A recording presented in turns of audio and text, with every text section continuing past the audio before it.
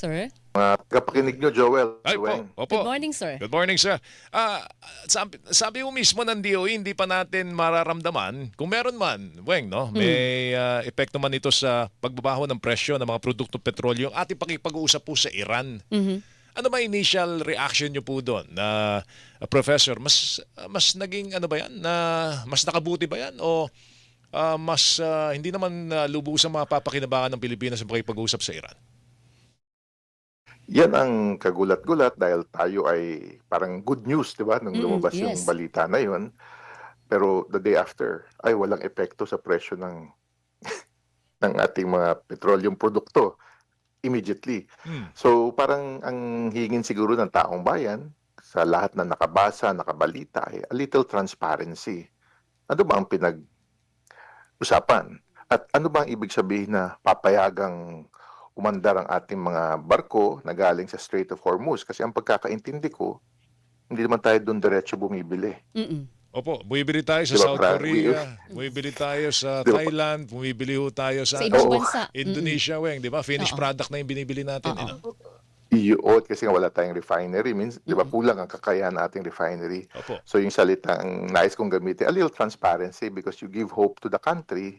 Pero pag mulat natin, tataas naman ang presyo ng petroleum produkto. Di ba? Parang, para saan ito?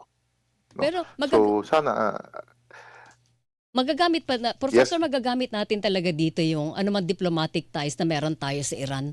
Sa tingin niyo makakatulong yun para maibsan yung krisis na nararanasan natin sa enerhiya? kaya nga dapat klaro, Mhm. ano ba ang pag-uusap na ito? At ang pag-uusap ay sa ambassador level. Mhm. Mhm. Iba ang Islamic Republic of Iran, di ba? Pero ano Sino epekto? ba ang namumuno doon? Opo. Sino ba ang dapat kausapin talaga? At yun nga, anong barko yung tatawid? No, kung Correct. if we will try to be more analytical about this announcement. Wala naman tayong Philippine flag vessel eh. Baka ang ibig nila sabihin diyan ay Philippine bound. Siguro kung ano man yung karga ng barko na dumadaan doon, kung Philippine bound yan, palampasin. Parang ganon. Yan nga ang dapat nating, kaya nga sabi ko Linawin, dapat may laruin. transparency. Ano ba ang pinag-uusapan natin dito? Kasi nga, nagbibigay pangako, nagbibigay ng hope, di ba, na babagsak ang presyo or bababa. Tapos hindi pala So ganun sa ang atin, epekto, no? hindi pala. So baka sasamaan loob ng taong bayan, makaka-apekto to sa reputasyon at pagtitiwala sa pamahalaang Marcos Jr. Yan At ang saka dapat isipin ng gobyerno. And Professor Joel, mahalaga ding malaman kung ano yung kapalit. Halimbawa, para makuha natin yung magandang balita na padadaan nila, hindi barko ng Pilipinas, Meron kundi yung bang mga hininging imports natin. concession, no? Ano yung concession na binigay ng Pilipinas? I think napakahalaga nun, Professor Manhit. Kaya nga, dahil sa bawat diskusyon, kung ito'y dahil for stronger ties with Iran, napakaganda lang yun, no? Tayo naman, we're always a friend to everyone, di ba? Hindi tayo nakipag-away na isang bansa. But why will they make us an exception, di ba? Tama yan. Opo. Kaya nga yung salitang transparency, kung ano man ang pag-uusap na nangyaring ito, at kung may laman talaga itong pag-uusap na ito, kasi sa taong bayan, simple lang ang sukat nila eh. Bababa ang Bababa ang presyo presyo. ng Totoo yun. petroleum produkto at bababa ang presyo ng mga tumataas na produktong pang-araw-araw na kabuhayan nila. No, kung hindi ganun ang epekto sa kanila, saysay, 'di ba, nung pakikipag-usap na yan. Pero ang tanong ko lang, may epekto ba ito sa ating relasyon sa Amerika considering na meron tayong alyansa sa bansang kaaway ngayon na Iran? Mamimili ba tayo Parang ano, 'di ba? ng alliances dito? Maintindihan naman siguro ng bansang Amerika na Oo. meron tayong sariling national interest. Hindi naman siguro titingnan na masama ito. Pero mas maganda rin, tingnan din natin na baka yung options natin, napapanahon na rin, magamit din ang pakipagkaibigan sa Amerika or sa mga bansang Canada kasi meron silang mga oil sources of oil and petroleum also. So Diba? kung hindi natin Na- pwede makuha sa Iran, pwede natin kunin sa iba nating mga kaalyado na may sariling O langis. maari lang mas malayo, di ba? Kasi tatawid ng Pacific Ocean, but it's an opportunity to keep that discussion on or to start that kind of discussion. How can we turn all these military alliances into an stronger economic alliance to protect our energy security? Okay, pero sa tingin niyo po magdadrag ito na matagal pa, Professor Manhit? sana wag, no? Lahat naman tayo ay nagnanais na matigil na ito. Kaya ako ang binabantayan ko muna, I think the first step na mapapansin din natin dyan is mapabubuksan ba nila ang Strait of Hormuz. I think that's the priority. No, hindi lang ng Amerika, but I think because when you look at the Strait of Hormuz, it affects Asia more than other countries. But and Asia means also not only the Philippines but the greater Asia from China, Japan, Korea, and Southeast Asia. So tingnan natin, no. But ang magandang tingnan is paano ba gagalaw ang ibang bansa na ayaw sumama sa gera. Ayaw nilang, hindi sila naniniwala sa inumpisahan ni Trump at wala silang respeto sa pamumuno ni Trump. Opo. Pero ang nais nila is stability. Kasi nagkaroon tayong tatawag kung weaponization of energy. Ginamit ang energy needs ng mundo that will affect and spiral up to what I call a cost of living crisis. Diba? Mas mamahal ang mga basic needs, basic goods na pangangailangan sa pang-araw-araw na kabuhayan, hindi lang ng Pilipinas, but ang mga iba't ibang bansa. Paano ba ipipilit ba ng ibang bansa na buksan na ulit tong Strait of Hormuz? Okay, ano inaasahan ninyo, Professor, dun sa pagbibigay ng Kongreso ng emergency powers kay Presidente para pag-aralan yung pagtatapyas, kundi man ituloy ang pagtatanggal doon sa ilang mga buwis sa petrolyo? Kasi parang lumalabas po dito, medyo nagdadalawang isip pa Malacanang na ito'y isagawa.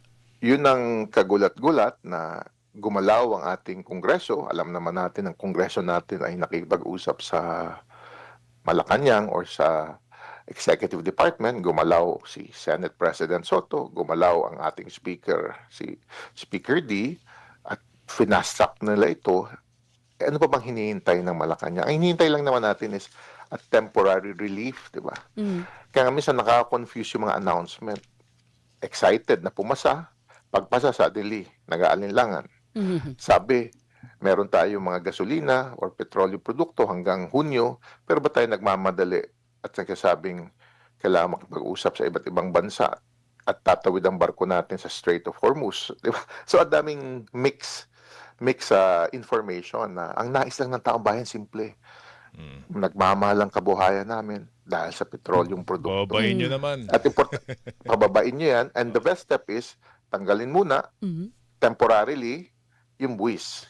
Maring temporarily, tanggal din yung sa kuryente. No? So, pero dapat targeted din. No? May target dates, may target period lamang, at bigyan din ng konting subsidy ang mga nangangailangan. No? Para wag lang yung ipalo. Kasi ang nangyayari ngayon, pag tumaas ang mga presyo ng iba't ibang bilihin that is triggered by petroleum products, ibabawi naman to sa consumer. Ang consumer ay ang mamamayang Pilipino. Pero sir, ganito, kung yung ganung klase na expectations, sasabihin ng gobyerno, kapos ang resources namin anong nakikita niyong senaryo?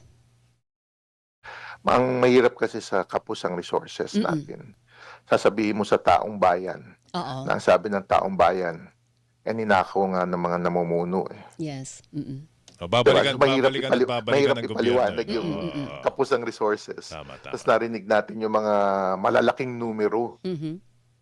Buti kasi yung kapos ang resources natin kasi austerity tayo at diba, simple ang kabuhayan muna natin. Pero Kapos ang ilang buwan resources tayong nakalipas, pinag-uusapan natin yung mga nakawan. Yes. Wala pang nananagot. Tapos sasabihin mo sa taong bayan, no, hirap na nga ang buhay nila, sabihin mo wala tayong resources.